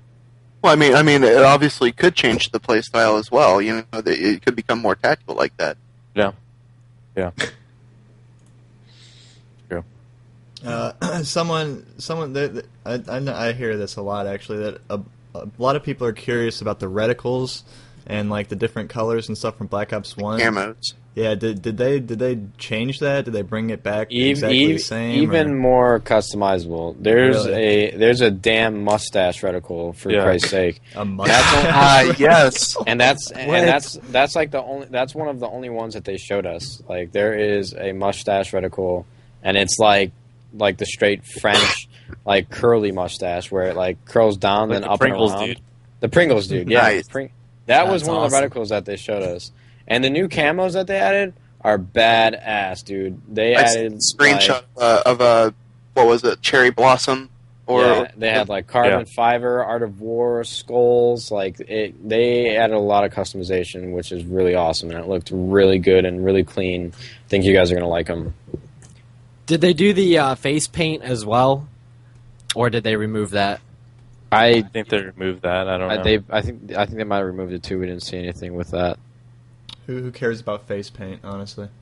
I was just Children. asking. It was a question. Yeah, I didn't see anything with that. Well, I basically touched every question that we got on our forums. I don't know if there's anything else. Refresh. There's a lot more. I don't think so, dude. I've been refreshing. Is there anything else that or Ernest Lee can think of that we haven't talked about yet that you experienced? I guess I could just talk about a general overview of like the game. I think it's probably the best Call of Duty to date. Obviously, a lot of people say that every year, but from trying to look at it in like a way like, why would this suck, or why would this be cheap, or why would people hate this? Like it's hard, and I think that all the other CODs, like as soon as I would play them for like an hour or two, I would figure out like, okay, that's probably what people are going to use. That's how people are probably going to play. And this one, you really have to think. Like most people, for instance, are going to run like Ghost and Fast Hands and Scavenger or whatever, and counter UAVs and Dexterity. And then like if somebody runs counter UAVs, like do you just sit there and take the counter UAV? No, you have a perk for that, right? You use Hardwired, you counter them. So I think they put a lot of tools in place for you to kind of outsmart who you play against, and they made it really creative. And I think that that's something that, most CODs are just kind of like the same 5 perks, the same 3 guns, the same attachments. And I think that this one is actually, much more enjoyable and has a lot more variation. And, I applaud them for that. It was awesome. I know this is something that we kind of covered with with Pastro coming on the stream and everything. They were talking about host booting in the forums. Now, I don't know if you guys kind of talked with them about that or not, but do you know what kind of solutions they have in place? I know Pastro kind of touched on it and said that there were ideas. They're aware of it. I think that this is just my pure speculation, right? If they did have dedicated servers in the game, they probably wouldn't be telling you, because that would mean that you would have to explain to all the console dudes what's wrong with console gaming in general, and that's that it's peer-to-peer, right? So I think if they are taking league play legitimately and competitive guys legitimately and for serious, then they are putting something in place for that. And they know that host booting is an issue, right? They have Hastro on there. He probably tells them, like, you know what? You can't play competitive unless you have a solution for it, honestly. So if they did have dedicated servers, they probably aren't telling us.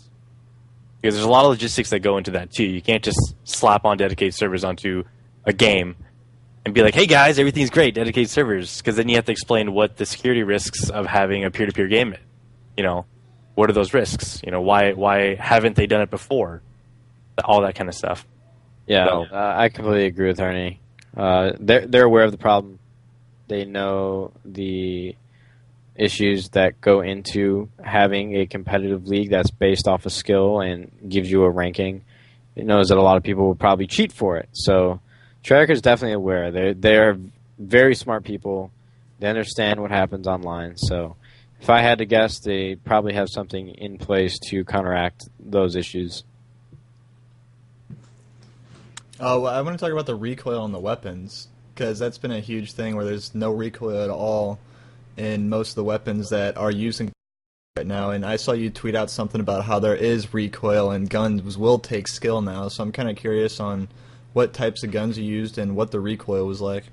It's like a high risk reward. Like if you use a gun that has a lot of recoil, it's probably going to be a powerful gun. Like the Type 25 doesn't have much recoil, but it's very accurate, and it's not as strong as maybe some of the other assault rifles.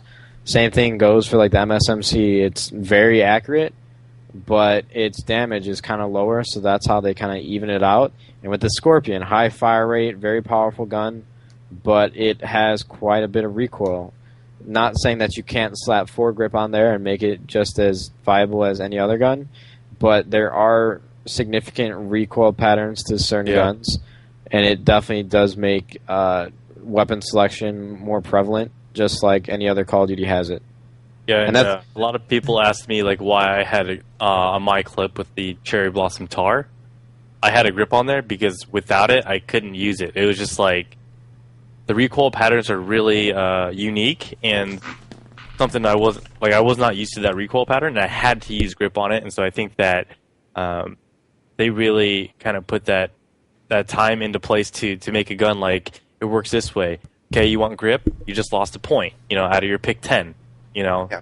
And so I think they did that on purpose. There's a question on the forums. He says, did Vaughn say why the ballista is actually a two-shot kill? He asked, would it basically render the bolt action useless against... I'll answer that real fast. It's not a two-shot kill if it's like upper chest to head. Yeah, they're very Particular. clear that they want. It says it like snipers on the to gun be description. It skillful. says like upper, like I don't know, neck up or something like that, or upper chest up, and then the DSR says like from waist up. It literally said that like on the gun when you choose the gun. I think they did that because I think it's obvious they don't approve of people having one-shot kill weapon. That if somebody's really good with it, then you know they're gonna dominate.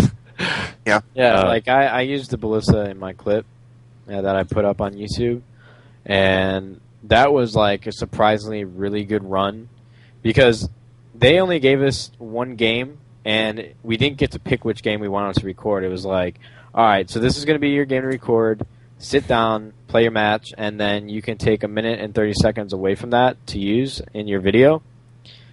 So there was a lot of pressure going into it, and I was actually extremely disappointed with the game I played because I had been sniping with a DSR 50 for an entire game, like previous to that, or prior to that match that I actually uploaded, and I had like 62 kills on hijacks, like domination. I don't remember what the game type was, but it was on that same map, and I did extremely well.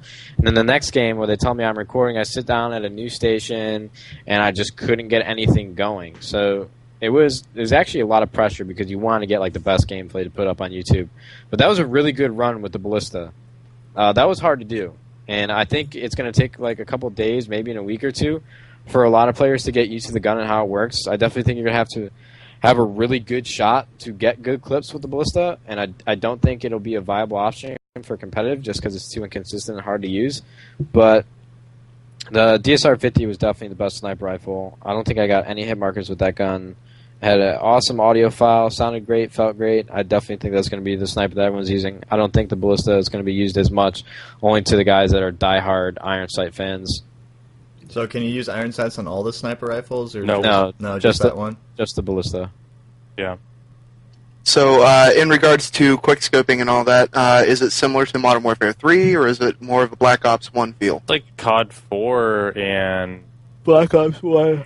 Black Ops with no randomness. Yeah, I mean, yeah, There's still There's a no little randomness. sway when you scope in, but there's sway. Yeah, but it feels like Call of Duty 4 and Black Ops combined. There's still kind of a longer period of time from when you hit LT to scope in and when the scope actually gets to your face. It's a little slower than Modern Warfare 3. And like I said, there's a little bit of sway still as soon as you scope in. But if you put the CPU, which reduces sway, on your sniper, it'll make the gun a lot easier to use, like right as you scope in. So yeah, and let's not forget like Black Ops sniping. As soon as you zoom in, their patch that they launched on launch day, that patch basically, as soon as you scope in, like your bullet is like, I don't know the percentage. Let's say like 50% random for that split second, and so it's not like that. Right? It's actually like if you zoom in and you quickscope somebody and you shoot, I didn't have a bullet that like disappeared or was random. But Yeah, it's actually fairly accurate. And the bullet trails are a pretty cool feature too, because in Black Ops 2 they implement it so that when you shoot your sniper rifle, it leaves a white bullet trail similar to Halo Reach. Yeah.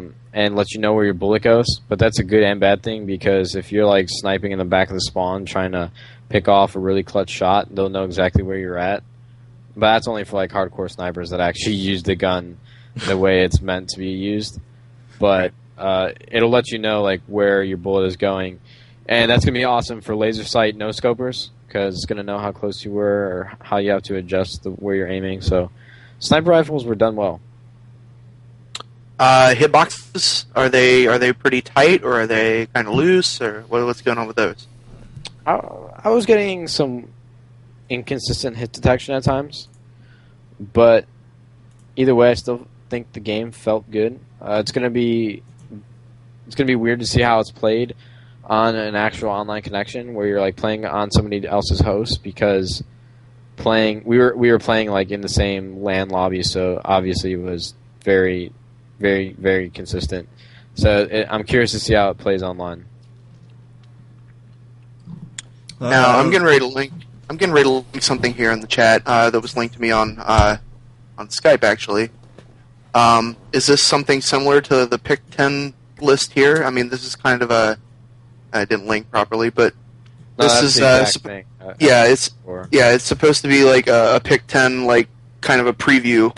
Yeah, I except suppose. that is clearly from like either like a ripped build or the person didn't have all the right info.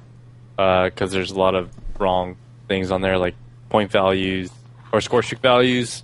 Blisk Knife isn't on there because I tried to make a class earlier. Some other things on there. But it's fairly accurate. Yeah, it's fairly accurate. Okay. Except like they put all the attachments in the pool instead of the ones that can actually be used. Right. All right. I mean, we've basically touched on every question that you guys have asked or posted in our forums. Just real quick here, if you have a question that you want answered by either Ernest, Lee, or NaDeShoT, you don't get all the chances in the world to get your answers or your questions answered by these guys, so post them in here right now. Kind of browsing through the. And actually, 1800 I did 1800 AMA points. yesterday night for like 2 hours, and so I can link that. Here's a question, actually. Can the teammates and enemies also see the laser that's coming out of your gun for the laser dot sight? No, Yeah. I don't think so. No, really? The enemy? The enemy can see your red dot laser? I believe so. I'm I pretty don't- sure they even confirmed that at Gamescom. I don't That would remember. really suck but if you couldn't, because it would really suck if you could, because then it would give away your position. well, that's the trade-off. Yeah, that's why you don't use it then. Like you've been that was- saying the whole day, there's a counter to everything. I'm Damn, very dude, I didn't even think non-biased about that. That would and suck. neutral. Like, but when I think something's broken or like unfair or cheap, I have no problem saying it. And I think laser needs to be tweaked because that thing was dirty. Laser It's dirty. You put laser and dexterity on any gun. Even I have a sniper clip. In my original 10-minute video cut, I have a sniper clip with the DSR-50 at a laser, and I was sprinting, and I pulled it up and like shot a guy from like mid distance and directly on right where I was pointing my gun. I don't remember because I assumed that it wouldn't show the red dot laser or the red laser. But that's gonna suck, dude. Well, Karma just said in chat that they said you could see it, but he couldn't see it when they were playing. Can So you imagine being like halfway across the map and then you're like camping a doorway and all of a sudden you just see like the laser like they're just poking out the door. like Yeah. you're That's fucked. what that dude. You're screwed. That sucks. I don't want to play Can you the game. turn that laser on and off, or is it just on? No, it's just it's on. always on. Damn it! Oh, That here- trade off. Here's something I was wanting to ask you. I completely forgot about the fire rate change, going from burst to fully automatic. How much do you think that's going to play? I was very apprehensive That's about a you. lot. Use that. I definitely think. I don't know, man. I'm on the It works fence. for semi. My clip actually, with the SWAT 5.56 and the target finder, has extended mags and select fire. That gun normally is like one of the burst fire weapons, and it's pretty good with the burst fire. But with select fire, it shoots like a laser, like very little recoil. It works for guns that are burst, turning them into fully autos, but for guns that are fully autos, to turn them into a semi or a burst gun, there's no point because you can just tap your trigger, right? Like if you know how to play Call of Duty, you know that if this guy's like super far away, you tap your trigger, shoot a couple bullets, let the recoil reset, you do it again. So I don't think people are going to be using that on the fully autos. And then the other thing is people might use them. I'm not quite sure. I wouldn't recommend it right now, but on the semi-autos, right? So like the FAL, I did that on the FAL and the SMR, and it basically just shoots like duh, duh, duh, duh, duh, duh, duh. So, and it's fairly accurate. But I don't know. If you have fast trigger finger, I don't see why you would need to use select fire though on that type of gun. Right. So. Well, I'm looking through the forums here and seeing if there are any other questions that we can get through. There's actually a question for you, Brian, on chat. Prophet, what do you prefer, more perks or attachments? More perks or attachments? I don't have a really good answer for that because I haven't played the game. Yeah, there's no way for us to answer any of that. Yeah. That'd be a question for NaDeShoT and Ernest Lee. What do you guys think? Perks or attachments? I had enough points to do perks and attachments. I mean, it depends, right? I think there's a lot of it's a attachments trade-off. that are like not Like, fast mag is great, but do you really need fast mag? Like, if you can hit your shot, if you can play passive aggressive and smart and use cover, do you really need to reload fast to hopefully, you know, Well, be we able saw to spray that. bullets to Yeah, kill someone? we saw that in Modern Warfare 3, where everybody used extreme conditioning instead of. And points are really valuable now in like the Pick Yeah. 10. Like if you need something, you need that point. It's It's like I said, just there's gonna be a lot of diverse class setups. some examples like people might want to run lightweight and flak jacket if you're playing like domination. Competitive guys, I can see that happening. You want to get to the flag fast. You want to survive that opening nade toss. You know, why not? You might want to do also dead silence and attack mask or. Well, I know that goes all back into whether or not we're going to ban stuff, and if we're actually going to try and bridge the gap between competitive and public. So. Yeah. Are the nades ass like Modern Warfare 3? Like you throwing a potato at somebody or what? It's like throwing a battlefield nade. I was actually really disappointed. Like 25% less range. Battlefield nade? Those nades do crap, dude. They do nothing. The animation was weird. You couldn't throw them as far. I just want them to bring back Call of Duty 4 nades and call it a day because it's like I just grenade. wanted to bring back that's something I heard too. Like there were no more across the map like Hail Mary nades. Even in Modern Warfare 3, you can still throw some pretty good nades. I don't think they're totally useless, but Black Ops 2 nades were kind of disappointing just because I was hoping to be able to have like nade spots and have like a use for a long distance grenade, but you can't do it. I honestly think like for competitive COD, it should just be COD 4 like rebuilt on a different engine every year. Because COD 4 was the funnest COD I've ever played. I never got angry at that game. I always had fun playing it, and it just seems like every COD since I just can't. It's too easy for me to put the controller down. Really. Yeah, I don't know what they were thinking with that one. That's like probably one thing that they missed on with the game. They had a lot of hits. They had a lot of good things. It's such a small feature though, so it's not really too bad, but something that's kind of disappointing. Did you guys mess around with the riot shields at all? You can plant riot shields. I did, yeah. There's camos and riot shields. You can plant them. Your enemy can't shoot through them. Can you block like a door, like an actual door, and stick it in there? I heard they're destroyable. That are small enough for you to block them. Yeah, you can destroy them. Yeah, I heard after a little while, after however much damage they take, they break. Sound horn. They break, like but you can't shoot through them, yeah. You brought up dead silence, and I didn't get to ask this because we got on to something else. But how is this? Like, are you actually quiet, or is there still that soft footsteps, or like what do they do with dead silence in this game? Ernest, you can answer that one. I think in a game like Search, we didn't play Search, but dead silence doesn't cut out your footsteps entirely. But it's like up to the point where like you would really have to be sitting there to hear the other person with dead silence on, to hear them. I think I don't know exactly how it works, but it's not 100% silence. It's just like if you're playing domination, there's too much crap going on anyway. Like you can't really you wouldn't be able to hear your own footsteps. But from what I understand and know, your footsteps aren't completely silent, and I know that awareness counters dead silence. But awareness also screws you over if you don't use it all the time, because you're gonna get amplified everything. Like you think somebody's in front of you, and they're actually like halfway across the map. You know, like so. Yeah, Oh, that's interesting. Are the SMGs balanced with the ARs, or will it be a AR dominated game? depends on the AR map. is dominated up close. Depends Yeah. on the map. I'm sorry. SMGs dominate up close. ARs are dominant long range, just how it should be. The guns play like they actually should be played.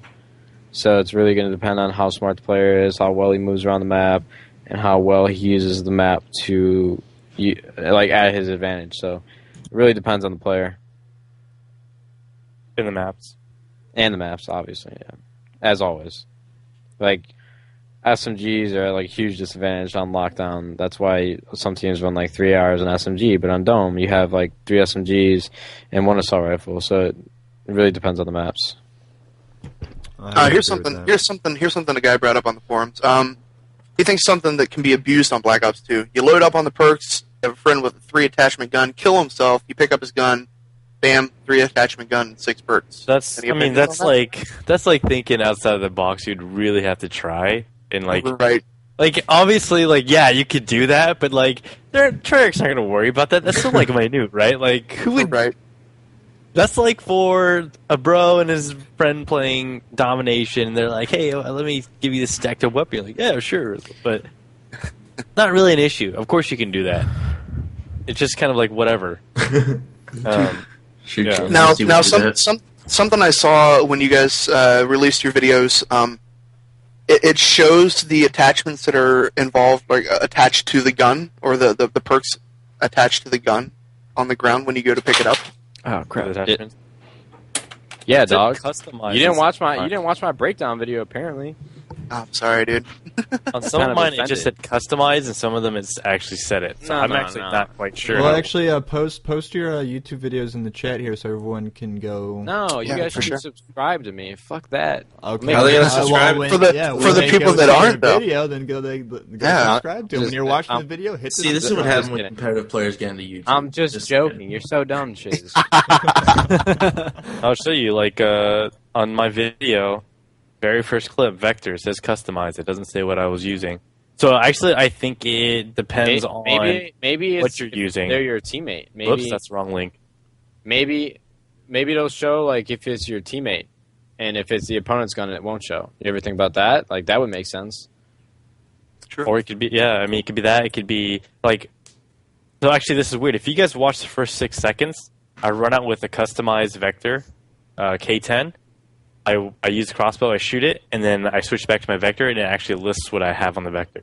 So, I have no idea how it works. It seriously shows that within the first 6 seconds of that video. Huh. Someone in the chat's curious about the pistol attachments. What sort of attachments come with the pistols now? Silencer, red dot, Just range. just the usual stuff. There's nothing new. There's a long barrel on them now. Fast mag, extended mag on the ones that can take it, and there's also akimbo, tack knife. I think the big ones are like extended mag, tack knife. Range is a big one. But obviously, like you can't do extended mags on the executioner because it's a shotgun pistol, and so that wouldn't make any sense. Right. Someone's saying, do your knees crack? And like, you know how like when you jump from high distances, do your knees crack and ankles crack? Probably when you're using dead silence. You know what? I actually didn't even check for that. I didn't check for that either. That's kind Does of dolphin funny. diving make noises? Yeah. I'm actually kind of upset Because that I thought they didn't check in Black Ops they made it so you were silent when you used dead silent and dolphin dived. I don't know. I mean, we only played for like 6 or 7 hours, right? Right. These are like a lot of the things like we obviously weren't thinking about. Yeah, and we were playing like in game. We weren't going like in to test it. We were going in to like stomp some bitches, you know. Yeah. He just called you a bitch, Ernie. No, we were on the same team. Pretty sure I had a blast, and honestly, it's because every single game I did really well. Matt didn't have fun because I was crapping all over him like every single game. Shut up! You're such a Oh, liar. Well, I watched Nade's video, and in one of the kills, he actually swapped to his pistol, and he just downed the guy in like 2 shots. Are the secondaries overpowered in this game, or is it? Nope. The Beretta people are gonna. It's like the Modern Warfare 2 Beretta.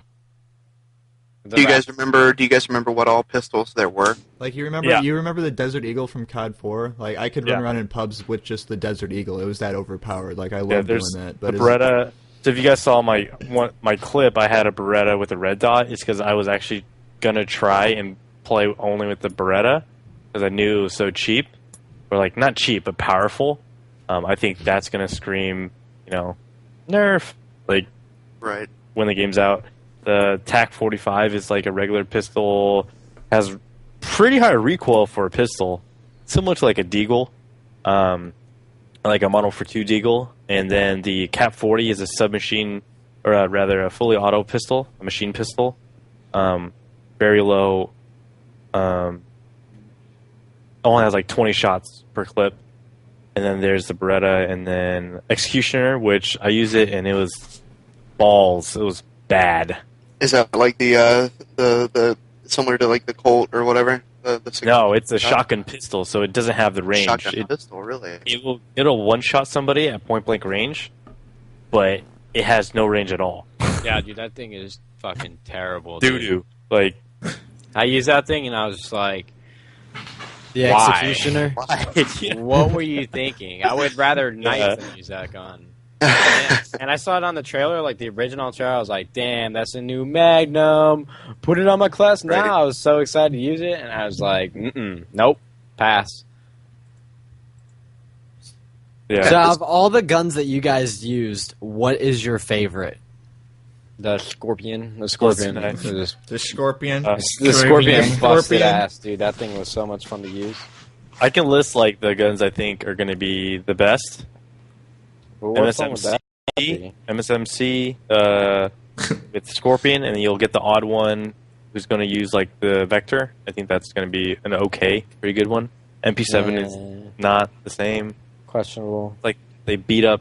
It's like they beat him up and said, "You're going to suck this game." Same with the Scar. It's not very great. Obviously, this is like not with like.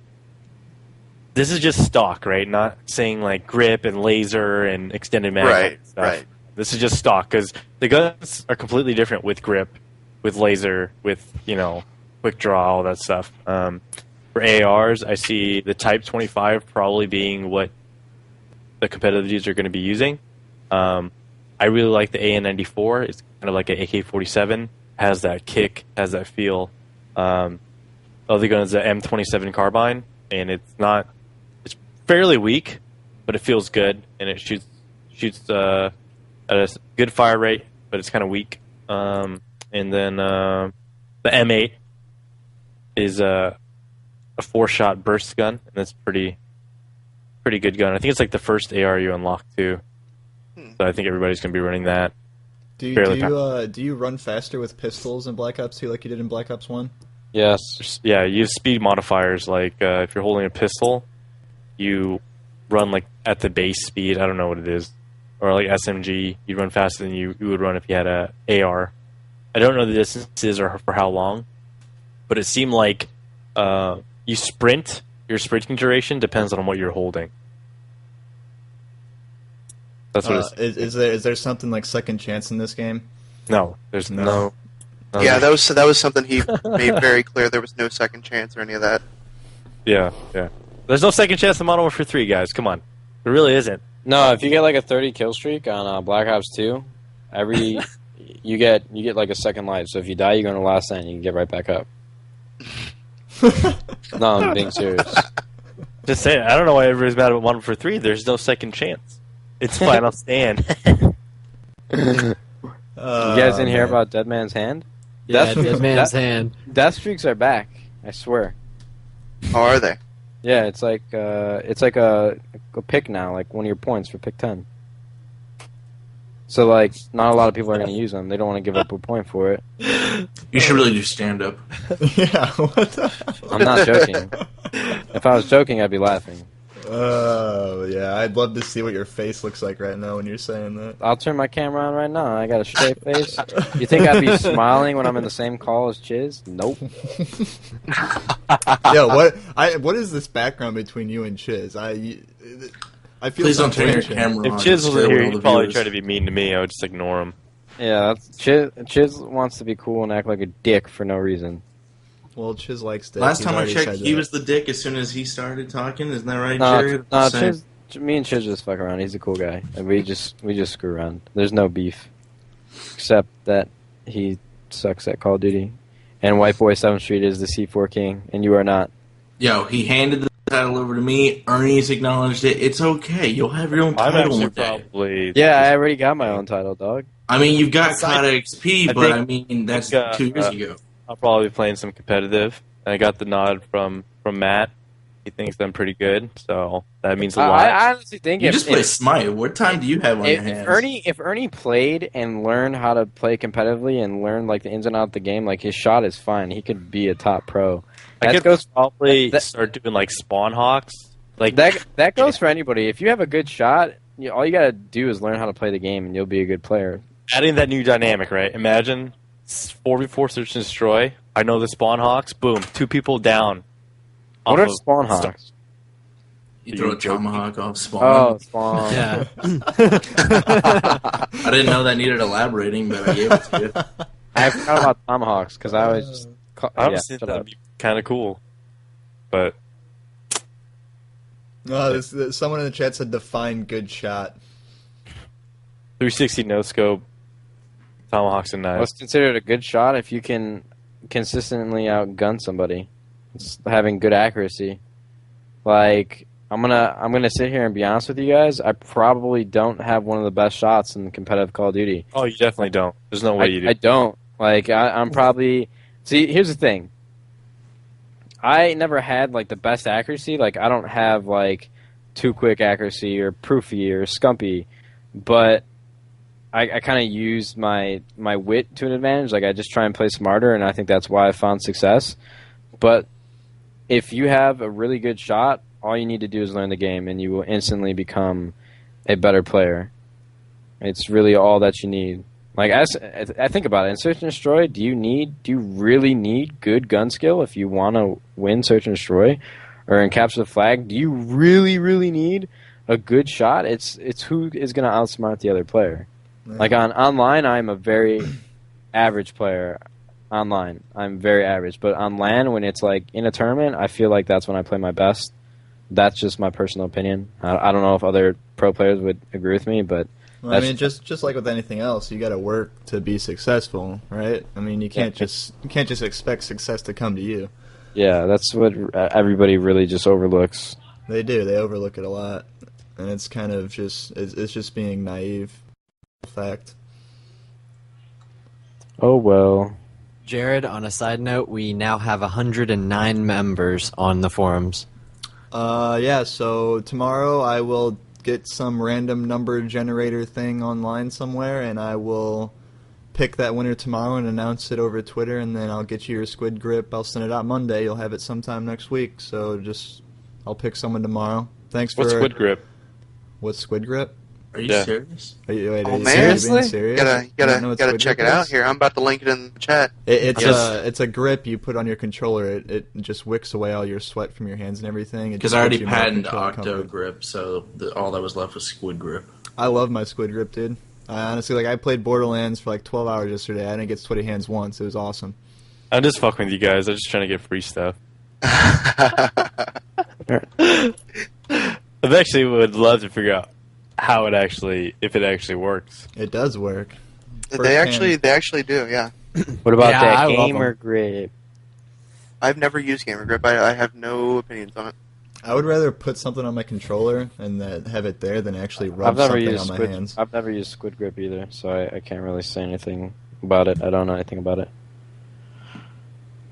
But yeah, I mean, I think, I Sounds don't know, we just talked about Black Ops 2 for an hour and 40 minutes, guys. I don't think there's really anything else we can touch on it. Anything else that you think we can touch on, guys? No, I think me and Ernest Lee covered it pretty well. You guys asked some good questions, so I think we've done our part in this magical adventure that is Black Ops 2. Yeah, I appreciate Yeah. you guys coming on. I mean, I loved it. I mean, and we, like, I'm really bad at keeping my mouth shut. We have, like, a lot of things we can't talk about, Yeah. but when we can, You guys will we'll see in be, a couple of weeks. We'll fill you guys in. like, I want to rip it out of my brain and just throw it in the screen. Like, I have so much to tell all of you, but Dad, you gotta keep some secrets. I can't, or they'll dog. sue you. I don't know why we're getting Gold Boy in here. I'm like getting ready to end the show. What does he want to say? Yeah. Something? I don't know. It's just custom to get Golden Boy in here every show. Alright. Well, if you guys have any more questions for NaDeShoT or Ernest Lee, you can follow them on Twitter, which I'm sure most of you already follow NaDeShoT on Twitter, but it's always good to give him a shout out. It's at OpTic_NaDeShoT, and Ernest Lee's Twitter is at Ernest Lee, isn't it? Mr. Ernest Lee. Mr. At Mr. Ernest Lee. We can post those in the chat for you guys. Also, go check out their YouTube videos. They posted them in there earlier. I'm sure they can post the links again. Thanks for all you guys coming out. Go on our forums. They're there for you guys to tell us who and what you want to see on this show. Give us feedback on the show. Let us know how we're doing, what you expect from us. Other than that, I'm going to go play a poker game, guys. So I got a really good video for you competitive guys. I want to drop it in the stream. Really informative. I Really love helps you out. honestly. Absolutely. Nice. You Cool. mad? Well- You're a douchebag. Well, it's nice having you guys on. Yeah, it was nice having you guys on. You guys are always welcome to come back on. I love having guys like you on the show, just letting the community know what you guys think about the games and everything. So thank you guys for coming to the show. We'll be back Thursday night at 8 p.m. Eastern Standard Time. We're here twice a week, every week. Peace out, people. Fuck Slider. Slider. Have a good weekend. What's up, Golden Boy? Oh man, I was cracking jokes like the whole time and nobody heard me. Oh, fucking Whatever, fail, man. dude. Yeah, You know. Jeremy